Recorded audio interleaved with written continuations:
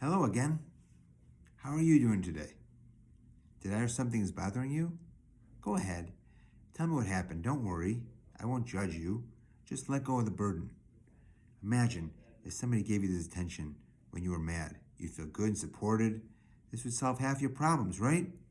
We all need a go-to person in our dark times. Someone who you can hold accountable for our problems. This is convenient, but it's not always correct. Instead of feeling better, things can worsen because you're searching for external fixes for an internal problem. You don't hire a plumber to extract your tooth. When you give others the power to solve your problems, we can't guarantee how they handle them. If they make it more complicated, we are a lost soul in a tough world. And that sounds scary, no? Here's the good news. Here's a hack to avoid landing in the situation. What is it? Well, you need to subtly take the power that you have so freely given to others and give it to yourself.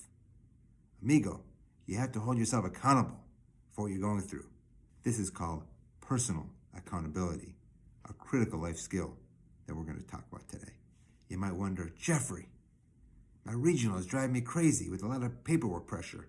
And you say, I shouldn't give power to external things, but if I don't follow through, I'll be in trouble, maybe even reprimanded. So what the heck are you talking about? Well, first of all, stop, take a breath. Personal accountability is not about dealing with challenging situations. If they were a piece of cake, it is to look at them and the entire situation and understand your role within it. Then figure out what you can do to make this situation and act on it. Decide what your priorities are and how is it affecting you. Don't just blame others. Everything that you're going through starts with you and ends with you. So, you're getting the idea. But how do I know if I'm holding myself accountable the right way or not? Well, I guess this is the perfect time for me to tell you about Ron. Ron is a 33-year-old maintenance guy. But today, he's not in his field. He's sitting in a clinic, cursing the doctor for his recently detected diabetes and his high levels of triglycerides. Poor Ron, you might think, but my dear Ron, he's not poor. He's a fool. Why? First, he has no control over his lifestyle. And second, he never listens to his doctor, who insists for him to take care of himself. Ron blames external things for these dire condition he has.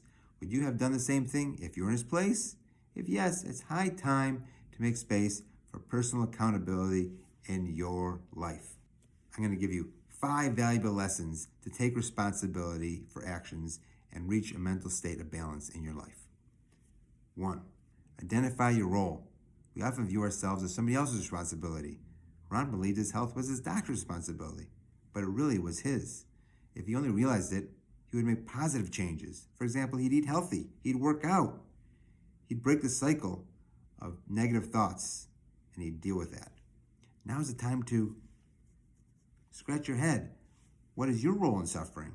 What are you doing to help yourself? There will be consequences for what you do and what you don't do. 2. Be true to yourself. We all experience a range of negative emotions, but we're quick to refuse them and defend ourselves. We also compare ourselves to others. He did the same thing when he messed up, then why should I act differently and admit my shortcomings?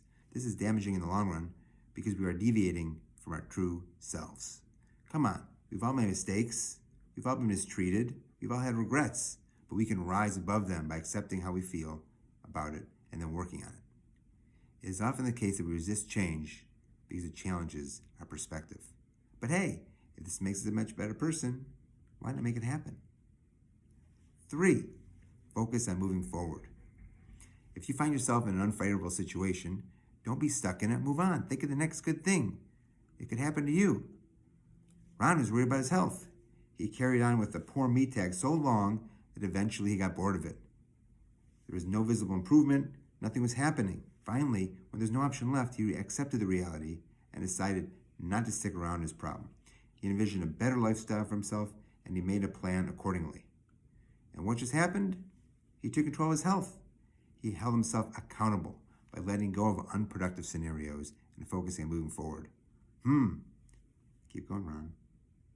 Now, number 4. Reflect on your journey. It is essential to reflect on your journey and identify the factors that cause you disturbances in the past. Can you think of anything you could have done to prevent stress in the past? Anything that felt right in the overall picture? You have to evaluate different perspectives before you make a conclusion. This will help you make informed decisions. And lastly, number 5, build goals and track progress. It's not always easy to hold yourself accountable for everything, but you can use that as an excuse to give up. List down what changes you want to bring to your life. If you're not a fan of writing, you can record an audio or video. Hey, my favorite. Review it every morning to stay motivated. Choose one bad habit you want to break and one good practice you want to start, and start small and work your way up. Change does not happen overnight, and even if you fail today, despite your best efforts, you can still choose tomorrow to do it again. That's the power of personal accountability. By the way, Ron has started working out 3 days a week. His journey has just begun. Now it's your turn. Carpe diem.